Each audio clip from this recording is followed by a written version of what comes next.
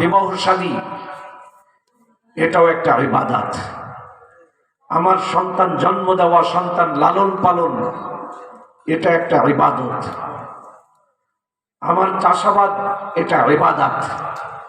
আমি যে পেশায় থাকি না কেন সেটা আমার জন্য ইবাদত, সেটা আমার জন্য ইবাদত।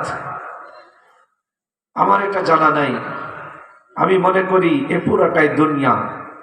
কেন মনে করি? কোন জায়গায় কোন দফতরকে আমরা কোরআন অনুযায়ী সাজাতে পারি নাই। আমরা কোরআনকে সাইড করে আমরা আমাদের জীবন সাজানোর স্বপ্নে বিভোর। আমরা কোরআনকে সাইড করে আমরা আমাদের পরিবারকে সাজাতে চাই।